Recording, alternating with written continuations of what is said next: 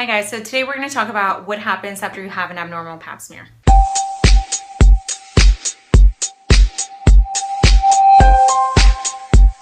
Today we're talking about what happens after you've been diagnosed with a pap smear that comes back abnormal or with a problem. Basically, the pap smear is a screening test for cervical cancer.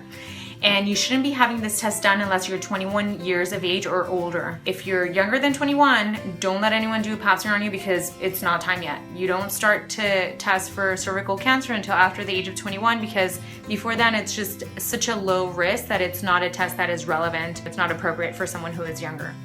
So basically, if you've had an abnormal pap smear, your doctor will probably call you or send you a letter or have you come in for results. And usually the first step is to perform a biopsy or to do a colposcopy, which means basically that we look at your cervix under a microscope. Basically the same way you had your pap smear done, you'll put your feet up on the stirrups, you'll be laying down, undressed from the waist down, and we'll put in a speculum exam. And then we're gonna spray a little bit of vinegar on your cervix, and that'll make anything that looks suspicious for cancer change color.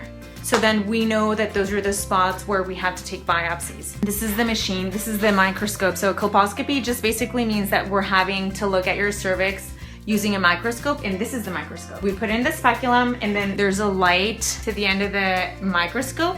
I'm not sure if you can see it there. That'll light up your cervix, and so then we look through here.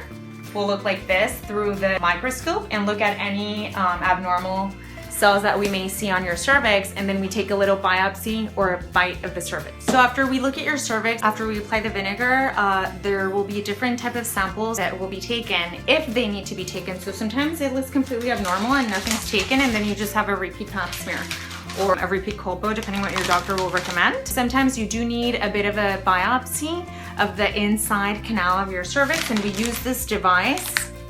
This is what it looks like.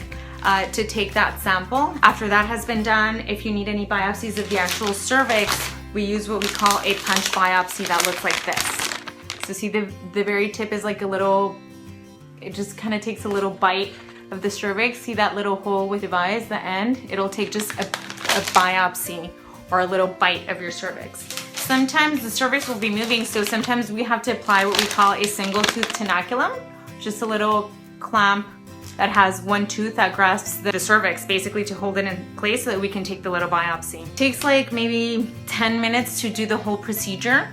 It is a little bit uncomfortable just because the speculum exam is uncomfortable. So you can take a little Tylenol or a Motrin before you come in to have it done. Your doctor will probably recommend that before you come. Like when you schedule the appointment, they'll remind you, oh, take a Tylenol before you come in. We send all these samples to the pathologist. It usually takes a week or two to get the results, and then we'll call you for results. We send you a letter or we have you come in for results depending on what your doctor prefers to do. But basically that's all that a colpo is. It's just to look at the cervix under a microscope. Usually we don't see anything too different than what had been seen in the pap smear. So most of the time you can just go back to having a pap smear, or maybe they'll have you do colposcopies every 6 months depending on what the finding is. I hope this clarifies some questions. Like the video, subscribe to the channel, and leave any comments down below. Send me any emails to GynoGal@gmail.com.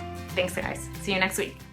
Look different. Some of these are little brushes instead of a spatula. It just depends on what your doctor uses. Some doctors use a lamp like this instead of the lamp that's inserted into the speculum. Something else that I wanted to clarify is that if you go to the ER, you won't have a pap smear done in the ER. A pap smear is like preventive medicine. So we don't do pap smears in the ER. We might do a speculum exam, meaning you have one of these exams. That doesn't mean a pap smear sample was